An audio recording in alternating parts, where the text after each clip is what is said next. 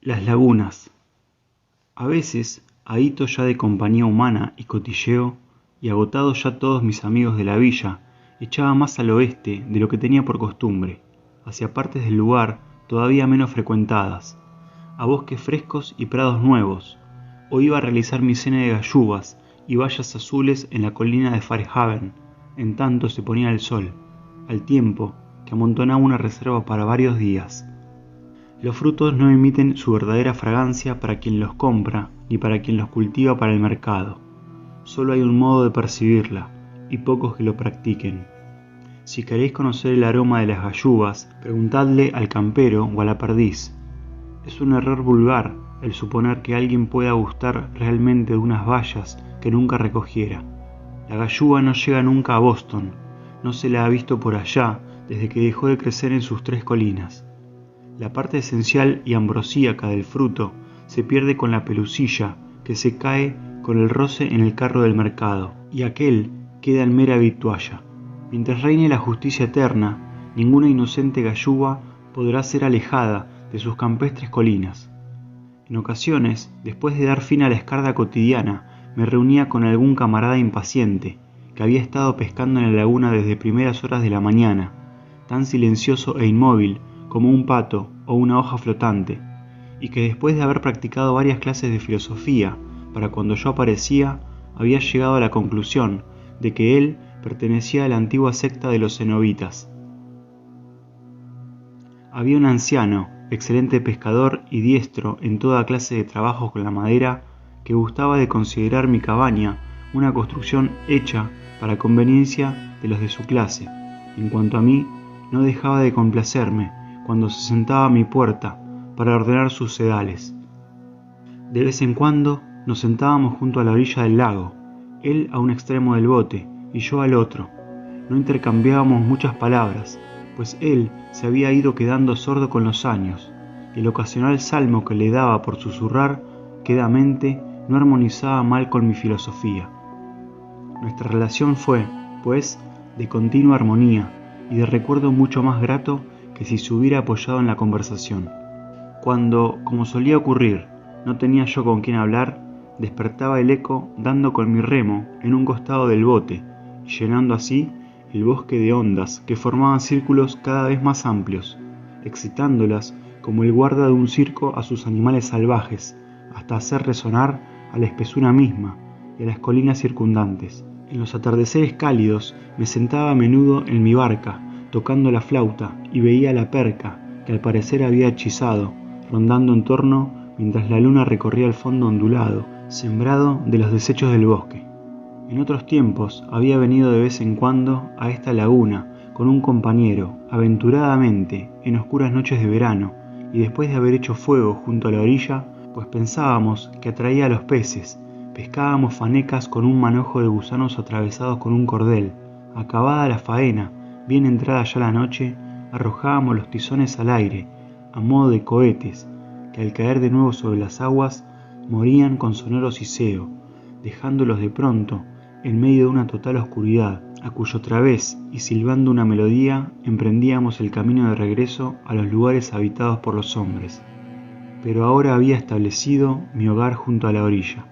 Algunas veces, después de haber permanecido en algún salón hasta que todos se hubieran retirado, me ha dado por volver a los bosques, y en parte con vistas al yantar del día siguiente. Me he pasado las horas nocturnas pescando desde la barca a la luz de la luna, arrullado por búhos y zorros, y por la ocasional nota chirriante de alguna ave desconocida, muy cercana. Estas experiencias eran para mí preciosas e inolvidables, anclado en fondos de 13 metros y a unos 200 de la orilla, rodeado de millares de percas y alburiños, que ponían hoyuelos de luna en la superficie de las aguas agitadas por 1000 colas, y comunicándome con misteriosos peces de las profundidades con mi largo sedal de lino, que a veces se me iba a 20 y más metros del lugar, llevado el bote de la suave brisa, para revivir de pronto con leve sacudida de la tora de algo vivo merodeando en su extremo, con propósito incierto y vago, tardó en resolverse. A la larga, uno terminaba por alar, mano sobre mano, alguna faneca cornuda quejosa y retorciéndose en el aire. Resultaba curioso, especialmente en las noches oscuras, cuando los pensamientos de uno han derivado con temas sin límites y cosmogónicos a otras esferas, el sentir ese suave tirón que venía a interrumpir los sueños y a unirle a uno de nuevo con la naturaleza. Diríase que me era dado lanzar mi sedal al aire tanto como lo más hondo de ese elemento, apenas más denso, para pescar, cabría decir, 2 peces con el mismo anzuelo. El paisaje de Walden es de escala humilde, aunque muy bello. No tiene nada de grandioso, ni podría interesar mucho a quien no lo haya frecuentado largo tiempo, o vivido junto a la ribera. Sin embargo, esta laguna es tan notable por su profundidad y pureza que merece una descripción particular. Es como un pozo limpio, verde oscuro, de acaso media milla de longitud y de 1 3/4 de circunferencia, que cubre pues unas 25 hectáreas. Un manantial eterno entre pinales y robledos, sin afluente ni aliviadero alguno visibles que no sean las nubes y la evaporación. Las colinas circundantes se alzan bruscamente de las aguas hasta alturas entre 40 y 80 pies, y aunque por el este y algo más al sur alcanzan cotas de 150 y 100 pies, respectivamente, a una distancia de 1/4 y 1/3 de milla, totalmente cubiertas de arbolado. En Concord, el agua muestra siempre 2 colores por lo menos, uno de lejos y otro, más exacto, de cerca. El primero depende sobre todo de la luz y concuerda con el cielo. En tiempo claro, en el estío, las aguas parecen azules a escasa distancia, sobre todo si están agitadas, mientras que desde lejos todo resulta igual. En tiempo tempestuoso, en cambio, diríase que se trata de pizarra oscura. Del mar se dice, sin embargo, que un día aparece azul y el otro verde, sin que medie cambio alguno perceptible en la atmósfera. Yo he visto nuestro río cuando la campiña estaba cubierta de nieve, y tanto el agua como el hielo eran tan verdes como la hierba misma. Algunos consideran que el azul es el color del agua pura, tanto en estado sólido como líquido. Pero al mirar directamente a lo hondo de nuestros caudales desde un bote, se ve que son de muy diferentes colores. Walden aparece ora azul, ora verde, incluso desde el mismo punto de observación. Entre la tierra y el cielo participa del color de ambos. Divisada la laguna desde la cima de un cerro, refleja el color del cielo, pero desde cerca posee un tinte amarillento, reflejo de la arena ribereña, y luego un tono verde claro que se oscurece gradualmente a medida que la mirada se proyecta aguas adentro. Con algunas luces y aún desde el otero, la charca resulta de color verde brillante junto a la orilla. Dicen algunos que quizá por reflejar el verdor en torno, pero es que aparece igual donde baña el talud del ferrocarril, y en primavera, antes de que broten las hojas, de modo que acaso sea simplemente el resultado de la mezcla del azul reinante con el dorado de la arena. Ese es el color de su iris, y también la porción donde, en primavera, el hielo calentado por el sol, que se refleja en el fondo y cuyo calor transmite a sí mismo la tierra, se funde primero para formar un angosto canal alrededor del centro todavía helado. Como ocurre con el resto de nuestras aguas cuando aparecen revueltas en tiempo claro, bien porque la superficie de las ondas pueda despedir la luz con ángulo apropiado, bien porque sea mayor la luminosidad que encierra, desde cierta distancia resulta de color azul, más oscuro todavía que el del mismo cielo. En tales ocasiones, y dividiendo el radio de mi visión de manera que me fuera posible percibir asimismo el reflejo, he podido discernir desde la superficie un azul claro, incomparable e indescriptible, como el que sugieren las sedas irisadas y la hoja de la espada, más cerúleo que el cielo, alternando con el verde oscuro original de las caras opuestas de las olas, que al final resultaban hasta fangosas por contraste. Según recuerdo, es un azul verdoso vítreo, como el de aquellos retazos de cielo invernal perceptibles entre las nubes, hacia el oeste, antes del ocaso. Pero un vaso de esta agua contra la luz es tan incolora como igual cantidad de aire. Sabido es que una gran placa de vidrio posee un tono, debido, como dicen sus fabricantes, a su cuerpo, y que un trozo pequeño de la misma es, en cambio, incoloro. Nunca he comprobado qué grosor de agua de Walden sería necesario para arrojar una luz así. El agua de nuestro río aparece negra o de color marrón oscuro para quien la observa directamente desde arriba, y como sucede con todas las estancadas, comunica un tinte amarillento a la piel de quien se baña, pero esta agua es de pureza tan cristalina que el cuerpo del banista parece de albura de alabastro, mucho menos natural aún, que, por la distorsión y agrandamiento que parecen experimentar las extremidades, produce un efecto monstruoso, digno del estudio de un Miguel Ángel.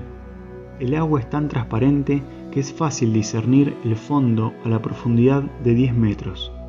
Desde el bote cabe ver, a muchos codos por debajo, nutridas bandadas de percas y albures, de tan solo unos centímetros de longitud quizá, pero perfectamente distinguibles por el barrado transversal, las primeras, y uno se siente tentado a considerar que se trata de peces anacoretas que han encontrado su subsistencia en tal paraje.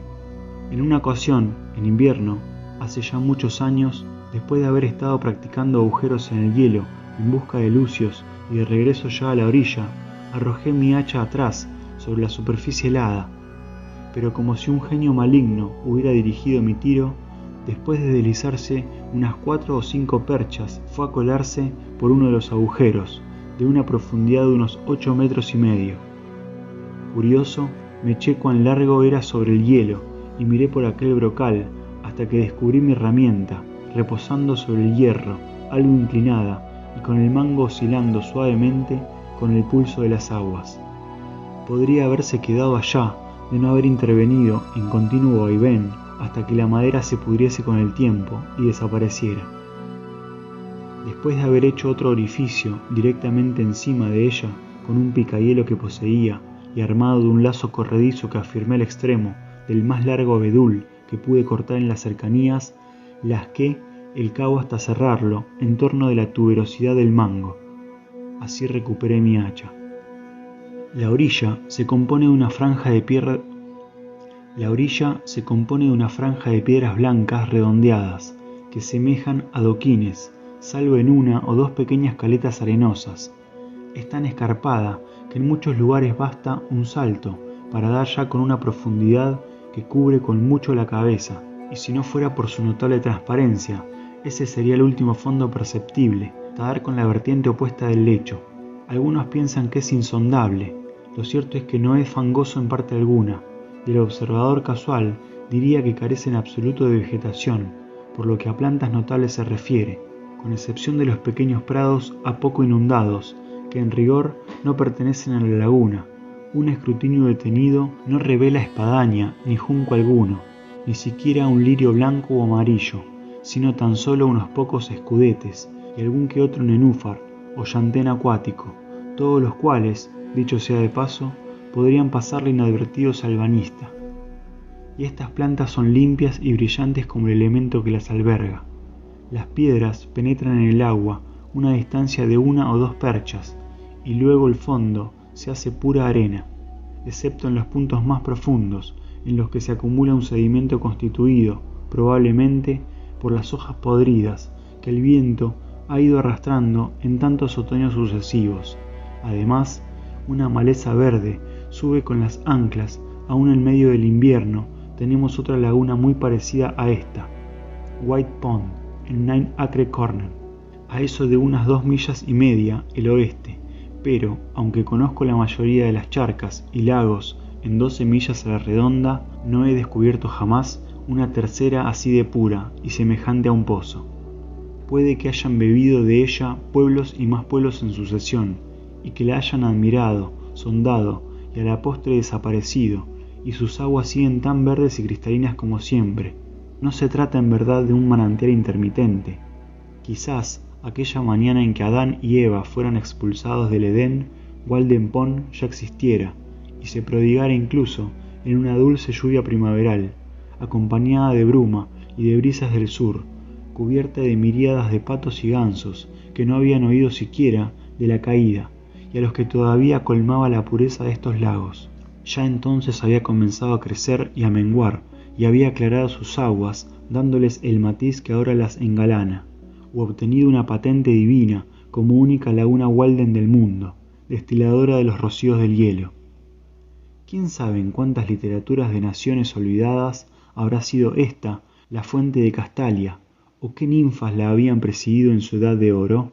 Es una gema de aguas primeras la que Concord ostenta en su cimera.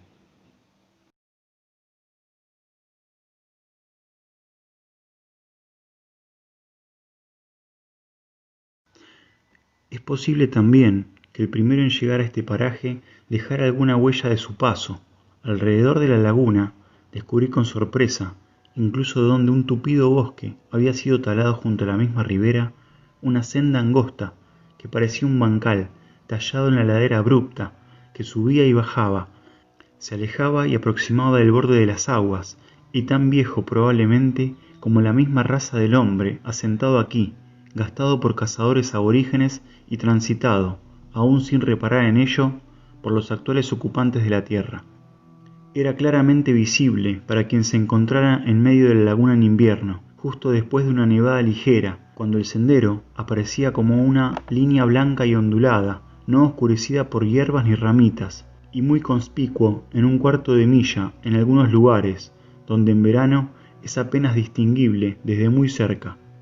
La nieve lo retrasa de algún modo con caracteres blancos que forman, por así decir, un bajo relieve muy visible. Puede que los ornados jardines de las villas que un día serán construidas aquí conserven todavía alguna huella de su existencia. La laguna asciende y mengúa, pero si ello ocurre con regularidad y cuando es algo que nadie sabe, aunque como es común, son muchos los que pretenden no ignorarlo. Suele aparecer más llena en invierno y desciende, por contra, en verano, aunque del todo independiente de la humedad o sequías generales. Me acuerdo de cuando estaba a medio metro o algo así más baja, y también de cuando llegaba a 1,5 por encima del nivel que tenía cuando yo me establecí en sus orillas. Un estrecho banco de arena se proyecta en ella, con aguas muy profundas a un lado, sobre el cual ayudé a estofar unos pescados en 1824, a eso de unas 6 perchas de la línea ribereña, lo cual no ha sido posible repetir en 25 años. Por otra parte, mis amigos me escuchaban incrédulos cuando les decía que algunos años más tarde yo acostumbraba a pescar desde mi bote en una caleta oculta entre el arbolado, a una distancia de 15 perchas de la única orilla que les había sido dado a conocer, pues el lugar hacía tiempo que se había convertido en un pastizal. Pero la laguna ha venido creciendo durante 2 años y ahora, verano del 52, mide justo 5 pies más que cuando yo vivía junto a ella, es decir, igual que hace 30 años. Así, ha vuelto a poderse pescar en la pradera. Esto determina diferencias de nivel en su perímetro, y sin embargo, la cantidad de agua cedida por las cocinas circundantes es insignificante, de modo que esta superabundancia habrá de referirse a causas que afectan a los manantiales profundos. Este mismo verano, la laguna ha empezado a menguar, y es notable que esta fluctuación, periódica o no, parezca requerir de varios años para producirse. Yo he observado una crecida y parte de 2 descensos, y me imagino que en 12 o 15 años el agua volverá a estar tan baja de nuevo como la conocí en una ocasión. La laguna de Flint, 1 milla al este teniendo en cuenta lo irregular de sus afluentes y aliviaderos, y las otras que quedan entre medio, simpatizan asimismo con Walden, y a poco que alcanzaron su nivel máximo al mismo tiempo que ésta. E igual reza, si mis observaciones no me engañan, para con la Laguna Blanca. Este ascenso y descenso de las aguas de Walden a intervalos regulares tiene por lo menos la siguiente consecuencia: con el agua a su nivel máximo durante 1 año o más, y aunque haga difícil bordearla, mueren todos los arbustos y árboles surgidos desde la última crecida en su orilla, que queda así libre de obstáculos. A diferencia, pues, de muchas charcas y de todos los caudales sujetos a cotidianas mareas, su ribera está más limpia cuando más bajan las aguas. En el lado de la laguna más próximo a mi casa, una hilera de pinos de 5 metros de altura han sido muertos y tumbados como por la acción de una palanca, poniéndose así límite a esta intrusión forestal y quedando su tamaño como indicación de los años transcurridos desde la última vez en que fuera alcanzado igual nivel. Mediante esta fluctuación, La laguna reivindica sus derechos sobre la orilla, la costa es rapada y los árboles no pueden hacer la suya por derecho de uso. Son los labios del lago, sobre los que no crece árbol alguno, y aquel dan relamérselos de vez en cuando. Cuando el agua ha alcanzado su altura, los alisos, sauces y arces proyectan hacia ella una masa de raíces rojas y fibrosas de varios pies de longitud, desde todos sus renuevos y hacia la copa o a 4 pies del suelo en un esfuerzo por mantenerse. Y he visto junto a la orilla espigados arbustos de bayas azules que en general no dan fruto, dar en esta circunstancia una cosecha abundante. Muchos se han maravillado de ver la orilla tan regularmente pavimentada e incapaces de explicarse cómo.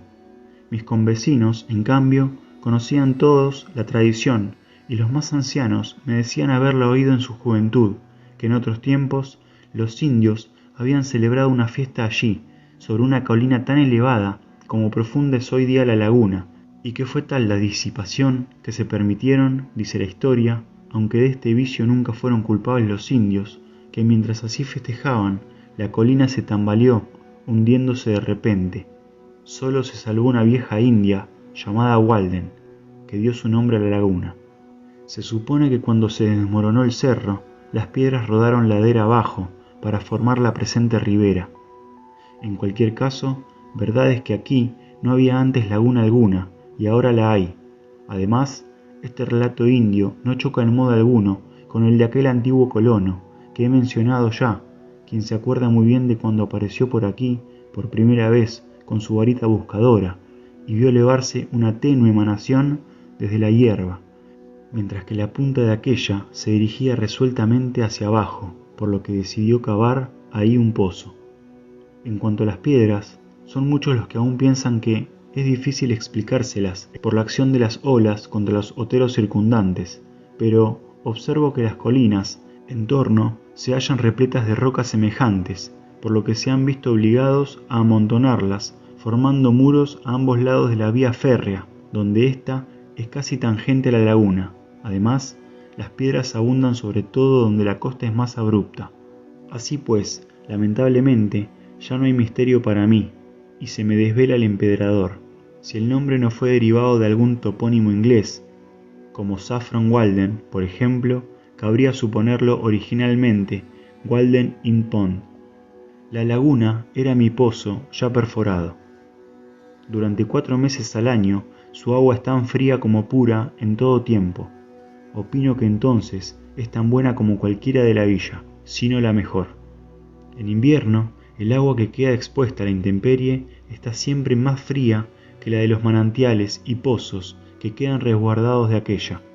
La temperatura del agua de la laguna, que había estado en mi habitación desde las 5 de la tarde hasta el mediodía siguiente, 6 de marzo de 1846, era de 5 grados y 6 décimas, habiendo subido el termómetro de 18 a 21 durante este tiempo, debido en parte al recalentamiento del techo, es decir, 1 grado menos que la recién sacada del pozo más frío de la villa.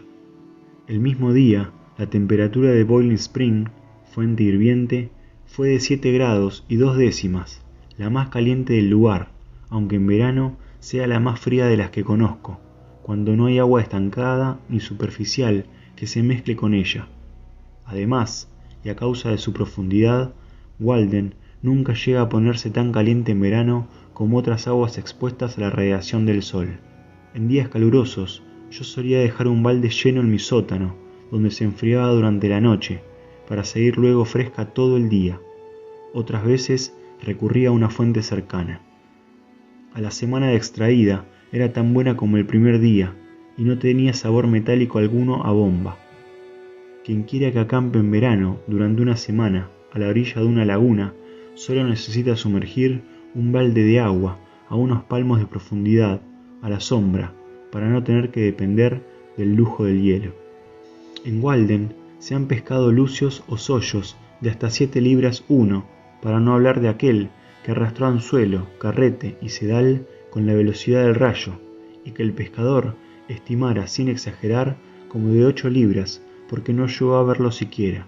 También se han pescado percas y fanecas, algunas de las cuales ha llegado a pesar más de 2 libras, albures, cotos y múrelas, algunos sargos y una pareja de anguilas, una de ellas de hasta 4 libras. Doy tantos detalles porque el peso de un pez es, por lo general, su único título de gloria, y porque esas fueron las únicas anguilas de cuya existencia en Walden tuve noticia. Recuerdo también vagamente un pececillo, como de medio palmo, de costados argentinos y dorso verdoso, parecido al albur en su aspecto, y que cito aquí sobre todo para unir hechos con fábula. El caso es que la laguna no es muy rica en pesca, y sus hoyos, aunque no muy abundantes, son su principal orgullo. En alguna ocasión he llegado a ver sobre el hielo 3 clases diferentes, unos largos y planos, de color acerado, que son los que más se parecen a los que pueblan el río, otros dorados, con reflejos verdosos muy oscuros, que es la clase más corriente, y unos terceros, también de oro y de forma similar, pero moteados en los flancos, con manchitas pequeñas de color marrón oscuro o negro, mezcladas con algunas otras, rojizas y menos abundantes, y muy parecidos a la trucha. No debiera serle aplicado a este último el específico de reticulatus, sino más bien de gutatus. Son todos muy macizos y pesan más de lo que su tamaño hace presumir. Los albures, las fanecas y también las percas, de hecho todos los peces que pueblan estas aguas, son mucho más limpios y de carne más firme que los del río y de la mayoría de las otras lagunas, dada la mayor pureza del agua. Es posible, por tanto, diferenciarlos perfectamente. No me extrañaría que muchos ictiólogos hicieran de algunos de ellos variedades. Viven allí también una raza pura de ranas, tortugas y algunos mejillones. Aquí y allá se observan a su vez las huellas de las ratas almizcleras y de los bisones, y no es raro tampoco registrar la visita de alguna viajera tortuga de los cenagales. Por la mañana, al botar mi chalupa, más de una vez he interrumpido el sueño de uno de esos grandes quelonios, que había ido a ocultarse debajo de aquella para pasar la noche. Patos y gansos frecuentan la laguna en primavera y otoño. Las golondrinas de panza blanca, irundo bicolor, peinan las crestas de sus olas y los andarríos, Totanus macularius, trastabillean todo el verano por sus pedregosas orillas. Incluso he asustado alguna vez a un halcón pescador posado en un pino blanco al acecho de las aguas, pero dudo de que éstas hayan sido profanadas nunca por la gaviota, como ocurre en Fairhaven. A lo más, esta laguna tolera un somormujo anual. Estos son, pues, los animales de más relieve que la frecuentan ahora. En tiempo de calma, y desde una embarcación cerca de la arenosa orilla oriental, donde las aguas alcanzan una profundidad de casi 3 metros y hasta en otros sitios de la laguna, es posible descubrir unos montículos de forma circular de una docena de pies de diámetro por 1 de alto, que están formados por guijarros de un tamaño menor que un huevo de gallina, mientras que a su alrededor la arena aparece totalmente desnuda. Al principio, uno se pregunta si fueron los indios quienes acaso los levantaran sobre el hielo, y que cayeron luego al fondo con la fusión de éste. Sin embargo, resultan demasiado regulares, y algunos de formación harto reciente. Son semejantes a los que se encuentran en los ríos, pero como aquí no hay ni chupadores ni lampreas, no me imagino qué otros peces pudieran ser sus autores. ¿Acaso sean nidos de múrelas? El caso es que confieren a los fondos un grato misterio. La costa es lo bastante irregular para no resultar monótona. Guardo en mi memoria la imagen de la orilla occidental, recortada por penetrantes radas, de la norte más dura y escarpada, y de la sur magníficamente festoneada, donde se van solapando sucesivos salientes que hacen pensar en ocultas caletas inexploradas. Jamás se presenta el bosque tan bien, nunca es tan bello como cuando se divisa desde el centro de una laguna, entre colinas que se alzan al mismo borde de las aguas, pues éstas, espejo para ellas, no solo ofrecen su mejor primer plano, sino que, con la sinuosidad del entorno, delimitan la linde más apropiada y natural. No hay rudeza ni imperfección en esa ribera, como ocurre donde el hacha la ha desmontado, o donde tropieza con sus aguas un campo en sembradío. Los árboles disponen de amplio espacio para extenderse de ese lado acuático, y cada uno proyecta sus ramas más vigorosas en esa dirección. La naturaleza ha puesto ahí una orla, y la mirada puede elevarse poco a poco, gradualmente prendida de los matojos más rastreros hasta los árboles más corpulentos. Ahí es difícil imaginar siquiera la mano del hombre, y el agua sigue bañando la orilla como lo hiciera hace 1000 años. Un lago es uno de los rasgos más bellos y expresivos de un paisaje. Es el ojo de la tierra, y en mirándose en él descubre el observador la profundidad de su propia naturaleza. Los árboles acuáticos de la orilla son las finas pestañas que lo enmarcan, y las frondosas colinas y acantilados en torno, sus prominentes cejas.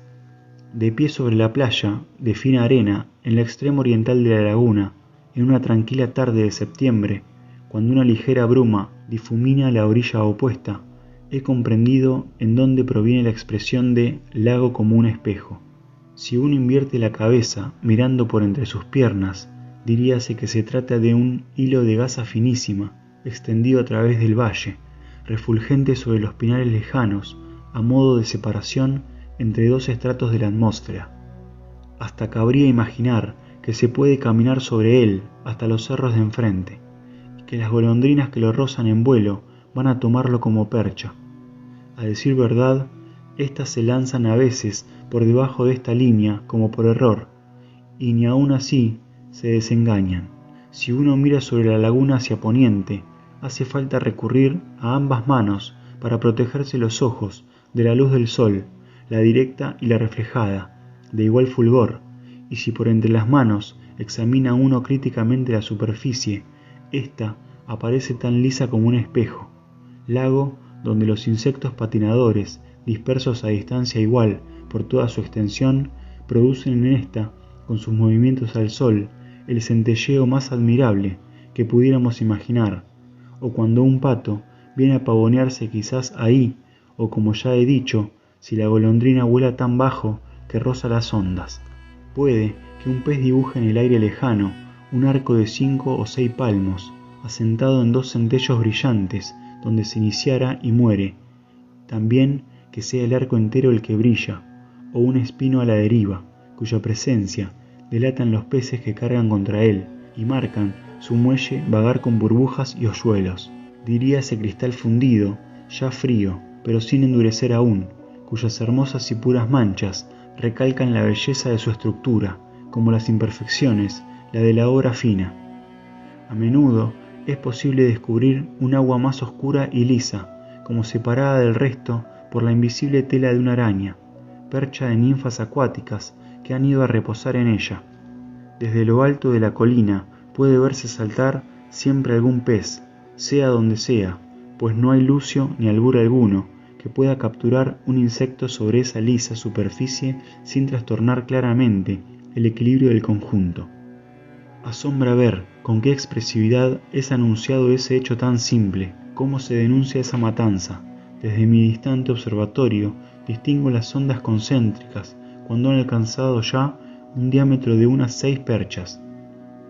Es posible detectar incluso la presencia de un escribano de agua, que avanza sin cesar sobre la superficie a 1/4 de milla de distancia, pues surca las aguas con suave movimiento, pero dejando tras de sí una burbuja señalada por 2 trazos convergentes. Los patinadores, en cambio, se deslizan sin dejar apenas rastro de su paso. Cuando la superficie está muy agitada, no se ven patinadores ni escribanos, pero en tiempo calmo abandonan su seguro puerto de la orilla para lanzarse a la aventura a paso corto hasta recorrer toda la laguna. Es una ocupación harto relajante durante esos bellos días de otoño, cuando se aprecia plenamente todo el calor del sol, el sentarse sobre un tocón en un lugar elevado como este, desde donde se domina la laguna, y estudiar las ondas y surcos incesantemente inscritos en esa superficie, de otro modo invisible entre el reflejo del cielo y de los árboles. No se produce ninguna alteración en esa vastedad, que de pronto se estremece levemente y se alisa de nuevo, como ocurre con el vaso de agua que, sacudido, alberga unas ondas efímeras que buscan la costa para recrear la paz. No hay pez saltarín ni insecto que caiga en la laguna sin que sea anunciado inmediatamente por esos círculos y rizos de belleza, como manar constante de manantial, suave pulso de vida o henchimiento rítmico del pecho. No es posible diferenciar la emoción placentera del estremecimiento de dolor. Qué apacibles los fenómenos de la laguna. De nuevo resplandece la obra del hombre, como en la primavera. Sí, cada hoja, cada tallo, las piedras y las telas de las arañas todas, brillan ahora, mediada la tarde, como cuando las cubre el rocío de una mañana primaveral. El movimiento de un remo o de un insecto que se traducen en un destello de luz, y si cae aquel, cuán dulce es el eco. En un día como ese, de septiembre u octubre, Walden es un espejo perfecto del bosque, engarzado con piedras tan preciosas a mis ojos como si fueran escasas o de gran precio. Quizá no haya nada tan bello, tan puro y al mismo tiempo tan vasto como un lago en toda la superficie de la tierra, agua del cielo, que no necesita de cercado alguno. Las naciones vienen y van sin viciarla. Es un espejo que ninguna piedra puede quebrar, cuyo azogue no se gasta nunca y cuyo marco repara constantemente la naturaleza. No hay tempestad ni polvo que puedan empañar su superficie, siempre fresca. Un espejo en el que toda impureza presente se hunde en él, barrida y expulsado por el brumoso cepillo del sol, el paño o escobilla más leve, que no retiene hálito, que una expansión de agua revela el espíritu que se alberga en los aires y continuamente recibe vida nueva e impulso desde arriba. Su naturaleza la sitúa entre la tierra y el cielo. Solo los árboles y las hierbas se cimbrean en aquella, pero las aguas se rizan con el viento. Descubro dónde la surca la brisa por los trazos y destellos de luz. Es notable que podamos poner nuestra mirada en su superficie. Quizás algún día no sea posible, de igual modo, mirar hacia abajo, sobre la superficie del aire, y reparar donde un espíritu más sutil aún la barre. Los patinadores y los escribanos desaparecen a finales de octubre, cuando llegan las fuertes heladas, y entonces, como por lo común en noviembre en los días calmos, no hay nada que rice aquella faz. Una tarde de noviembre, en la calma que siguió a un temporal de lluvia de varios días de duración, cuando el cielo aparecía aún encapotado y el aire lleno de niebla, observé que la laguna estaba notablemente lisa, de manera que era difícil distinguir su superficie, y es que ya no reflejaba los brillantes matices de octubre, sino los sombríos colores que noviembre imparte a las colinas circundantes. Pasé con mi bote lo más suavemente que pude. Las leves ondas que aquel producía llegaban tan lejos como alcanzaba mi vista, dando a los reflejos un aspecto estriado. Pero, deslizando mi mirada sobre la superficie, descubrí aquí y allá, a lo lejos, un débil fulgor, como si los insectos patinadores que habían escapado a las primeras heladas se hubieran congregado, o quizá, como si la superficie, por ser tan tersa, delatara el lugar donde brotaba un manantial, allá en lo hondo. Avanzando lentamente a remo hacia uno de aquellos lugares, me encontré rodeado de pronto, y con gran sorpresa, de minadas de diminutas percas, de menos de medio palmo de longitud, y de hermoso color bronceado, contra el verde de las aguas, agitándose y revolviéndose felices al tiempo que llenaban la superficie de rizos y burbujas. Aquellas aguas tan transparentes y al parecer insondables guardaban el reflejo de las nubes, y yo me sentía flotar en el aire como un globo, en tanto que los movimientos de aquellos pececillos se me antojaban ora revoloteo, ora planeo, como si una nutrida bandada de aves pasara a mi lado, a derecha e izquierda, con sus aletas desplegadas a guisa de velamen. Eran numerosos los bancos de peces dispersos por la laguna, que aprovechaban esa breve estación que precede al invierno, antes de que éste corriera su glacial persiana sobre su vasto tragaluz, y dando a veces a la superficie el aspecto de la mar rizada o el que sigue al picoteo de la lluvia. Cuando me acercaba con descuido, sembrando entre ellos la alarma, con sus colas azotaban frenéticamente las aguas que llenaban de rizos, como si alguien les hubiera dado repetidamente con una frondosa rama, y buscaban luego inmediato refugio en las profundidades. Con el tiempo se levantó el viento, aumentó la niebla y las olas empezaron a formarse. Las percas saltaban entonces a mayor altura que antes, sacando la mitad del cuerpo fuera del agua, de modo que de pronto me era dado ver como un centenar de puntos negros de 3 pulgadas de longitud rompiendo de vez la superficie. Un año y en fecha tan avanzada como el 5 de diciembre descubrí algunos hoyuelos en las aguas y pensando que iba a diluviar enseguida, pues la atmósfera estaba preñada de bruma, me apresuré a tomar los remos para regresar a casa.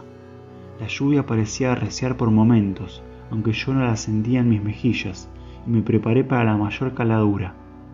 Sin embargo, los hoyuelos desaparecieron súbitamente. Se debían a las percas, que, asustadas por mi bogar, se habían retirado presurosas a lo hondo, donde vagamente se columbraban aún sus bandadas.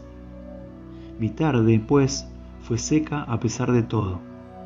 Un viejo que solía frecuentar esta laguna desde hacía casi 60 años, desde cuando aquella estaba prácticamente oscurecida por la arboleda en torno, me dijo que por aquel entonces no era raro verla bullir de vida, poblada de patos y de otras aves acuáticas, y que eran muchas las águilas que la sobrevolaban. Él solía venir aquí a menudo a pescar y se servía de una vieja canoa que encontrara un día en la orilla. Estaba construida de troncos de pino blanco vaciados y unidos, y tanto la proa como la popa habían sido talladas en ángulo recto. Era además poco marinera, pero duró muchos años hasta que se impregnó de agua y desapareció, quizá en lo más hondo. Jamás supo de quién era. Pertenecía a la laguna, acostumbraba a pergeñarse un cabo para su ancla con tiras de corteza de nogal anuladas. Otro viejo, un alfarero que vivía junto a la laguna antes de la revolución, le dijo en una ocasión que había un cofre de hierro en el fondo, y que él así lo había comprobado más de una vez. A veces llegaba incluso flotando hasta la orilla, pero cuando alguien se aproximaba a él, regresaba a las aguas profundas y desaparecía. Me encantó saber de aquella vieja canoa de troncos, que sin duda había ocupado el lugar de otra, de origen india y más vieja, pero de construcción más graciosa, y acaso hubiera sido antes un árbol de aquella misma ribera, caído luego para flotar durante una generación como un ave más apropiada para el lugar. Recuerdo que cuando examiné por primera vez aquellos fondos, vi numerosos troncos que yacían dispersos en su lecho, ya por haber sido derribados por el viento o sobrantes de tala y abandonados sobre el hielo cuando la madera era barata. Hoy, sin embargo, han desaparecido en su mayoría. Cuando remé por primera vez en las aguas de Walden, la laguna estaba completamente rodeada de espesos bosques de encinas y de altos pinos, y en algunas de sus caletas se enroscaban en los árboles vides silvestres junto al agua, formando emparrados por debajo de los cuales podía deslizarse una embarcación. Las colinas que enmarcan su orilla son tan escarpadas y el boscaje que las cubría entonces tan frondoso que si uno miraba hacia abajo desde el extremo occidental diríase que se trataba de un anfiteatro para una especie de espectáculo silvánico. Han sido muchas las horas que he pasado, cuando era más joven, derivando sobre las aguas, a merced del céfiro, después de haber llevado mi bote hasta el centro del estanque, a fuerza de brazos, echado de espaldas sobre los banquillos, en una mañana estival, soñando despierto, hasta que me volvía en mí el contacto de la chalupa con la arena, para incorporarme y descubrir a qué costa me había llevado el destino, días en que la ociosidad era el quehacer más atrayente y productivo. He pasado así muchas mañanas en secreto, prefiriendo invertir de esta manera la parte más preciada del día, pues era rico, si no en dinero, en horas de sol y días estivales que derrochaba a manos llenas, y no lamento tampoco el no haber dedicado más de ellas al taller o a la cátedra de maestro. Pero desde que abandoné estas riberas, los taladores las han esquilmado aún más, y ahora, y por años venideros, ya no habrá más paseos por el bosque, con retazos ocasionales de aguas entrevistas entre los árboles. Mi musa puede ser perdonada si permanece silenciosa desde entonces. ¿Cómo se puede esperar que canten las aves si les han talado las frondas? Ahora, los troncos de árbol del fondo, la vieja canoa y los umbríos bosques circundantes han desaparecido, y los habitantes de la villa, que apenas saben dónde se encuentra la laguna, en vez de recurrir a ella para bañarse o beber, piensan en llevarse su caudal, que debiera ser tan sagrado como el Ganges por lo menos, para lavar sus platos y utensilios domésticos. Quieren conseguir su Walden dando vuelta a un grifo o abriendo una espita. Ese diabólico caballo de hierro, cuyo estridente relinche se escucha en toda la ciudad, ha enlodado ya la fuente hirviente con sus cascos, y no es otro el que ha herbajado hasta el fin los bosques de la costa de Walden. Ese caballo de Troya, con 1.000.000 de hombres en sus entrañas, introducidos por griegos mercenarios. ¿Dónde está el paladín de la patria, el Mur de Mur-Hal, que le haga frente en trinchera honda y hunda su lanza vengadora entre las costillas de esa peste hinchada de orgullo? Pero, de todos los personajes que he conocido, es quizá Walden el que más gala hace de su pureza y el que mejor la preserva. Muchos hombres le han sido comparados, pero son contados los que merecen tal honor, aunque los leñadores hayan desnudado primero una orilla, luego la otra, y los irlandeses construido sus chozas en sus inmediaciones, aunque el ferrocarril haya hendido sus lindes, y los cortadores de hielo su superficie, la laguna sigue inalterada, y sus aguas son las mismas que vieron mis ojos jóvenes. Todo el cambio está en mí. Después de tanto rizo, no ha quedado ninguna arruga permanente. Es eternamente joven, y hoy, como antaño, me cabe ver cómo se zambulle, quizá, una golondrina para capturar un insecto de la superficie. Me ha sorprendido una vez más esta noche, como si no lo hubiera visto casi a diario durante más de 20 años. Y bien, aquí está Walden, el mismo laguito forestal que yo descubrí hace ya tantos años, donde la arboleda talada el invierno pasado resurge ahora de nuevo, tan exuberante como siempre, junto a la orilla, mientras aflora a su faz el mismo pensamiento de entonces, hecho de felicidad y alegría, fluidas para consigo mismo y su hacedor, y, ¡ay!, puede que también para conmigo. Seguramente es la obra de un hombre bravo, en el cual no había engaño. Recogió esta agua con sus manos, le dio profundidad y la aclaró en su espíritu, y la legó en su testamento a Concord. Veo en su rostro que igual emoción le embarga, y casi puedo decir: Walden, ¿eres tú? No es un sueño mío, para adornar un verso. Jamás estaré tan cerca de Dios y del cielo, de lo que vivo a Walden. Soy las piedras de su orilla y la brisa en su rostro, y en la palma de mi mano están sus aguas y su arena, y su más honda entraña aflora casi en mi espíritu. Los vagones jamás se detienen a contemplarlo. Sin embargo, pienso que los maquinistas, fogoneros y guardafrenos y otros pasajeros que poseen un abono de temporada y lo ven a menudo, son hombres mejores por ello. El maquinista no olvida por la noche, o su naturaleza no lo hace, que ha contemplado esta visión de serenidad y pureza, al menos una vez durante el día. Aunque solo sea una, esta ayuda a lavarse de State Street y del hollín de la máquina. Propongo que se la llame la gota de Dios.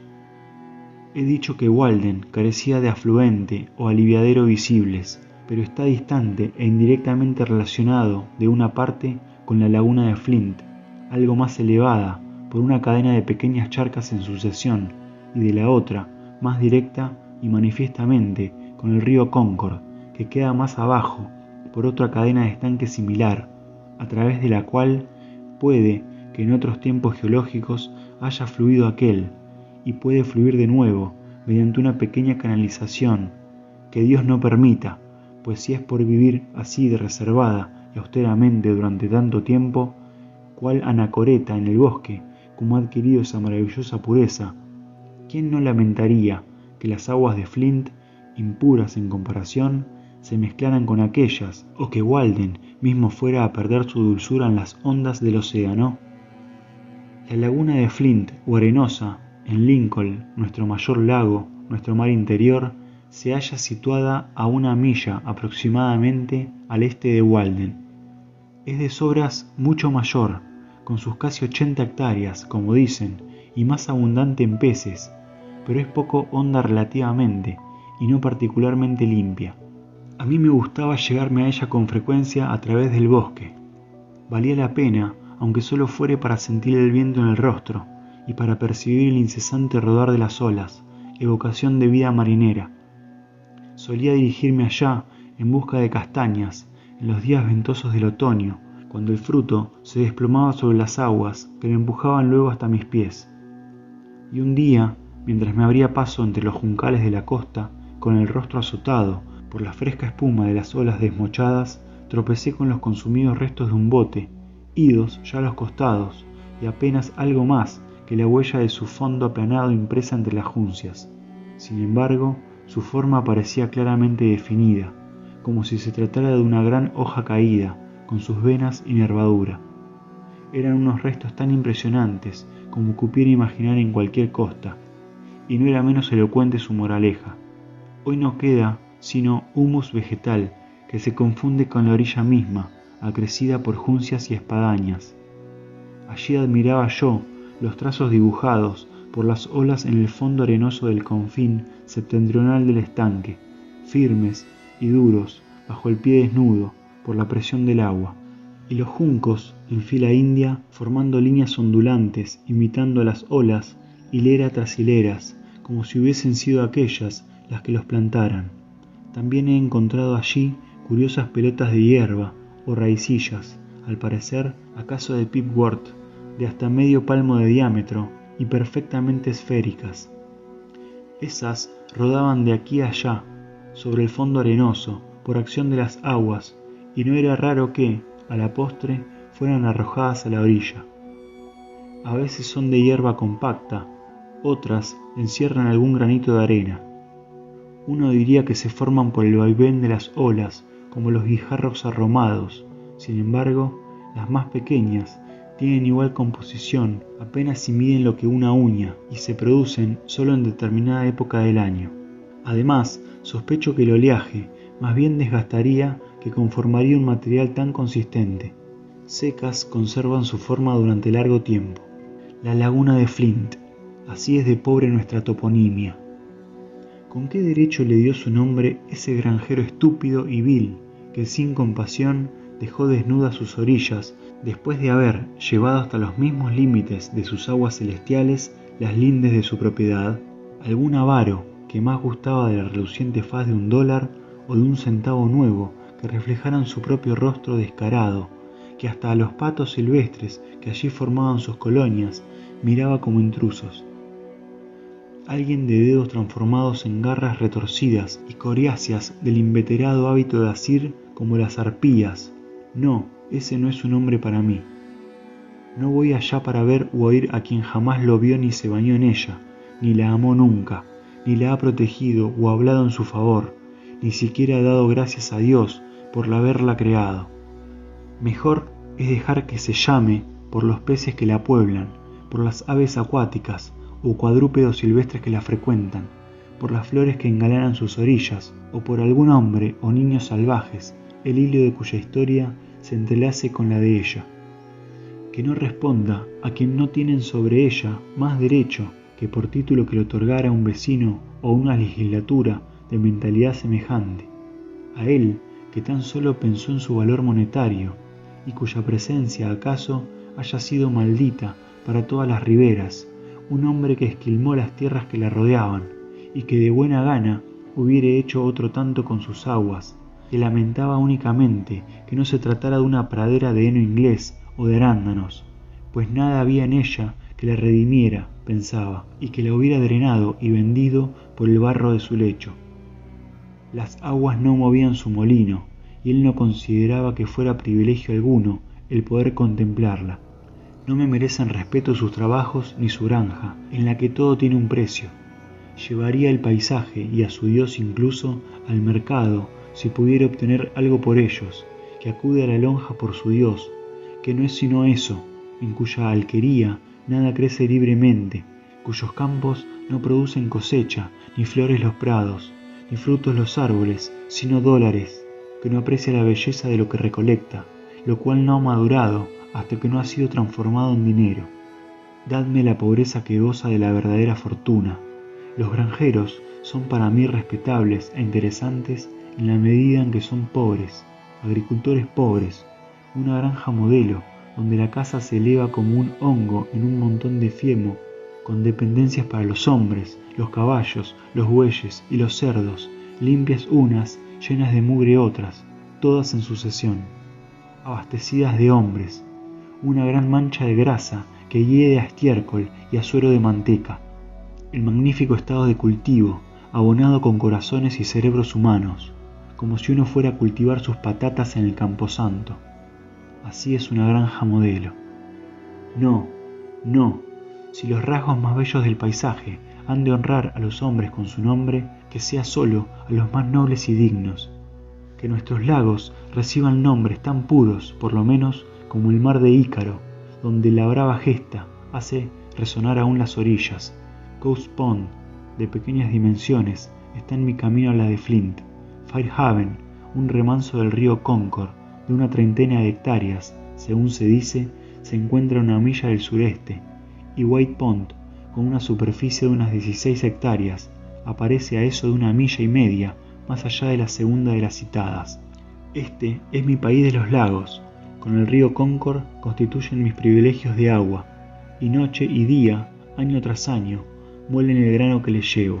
Desde que los leñadores, el ferrocarril y yo mismo hemos profanado Walden, acaso el más atractivo, sino el más hermoso de nuestros lagos, la perla de los bosques, sea la Laguna Blanca, de nombre común donde los haya, que quizá derive de la notable pureza de sus aguas o del color de sus arenas. Pero en este, como en otros aspectos, es la melliza menor de Walden. Son tan parecidas que uno diría que se comunican bajo tierra. La orilla es igual de pedregosa, y las aguas poseen el mismo tono. En días de bochorno, mirando como en Walden a través de la arboleda hacia sus caletas, que no son tan profundas, pero que colorea el reflejo del fondo, las aguas presentan un color verde azulado, desvaído o glauco.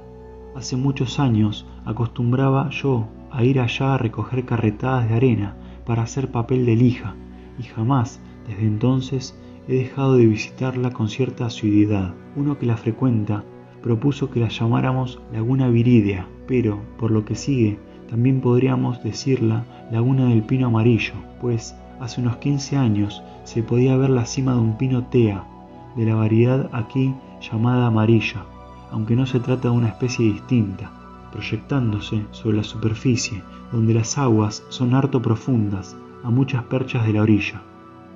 Muchos suponían incluso que la laguna se había hundido, y que se trataba de un ejemplar del bosque que primitivamente había ocupado el lugar de aquella.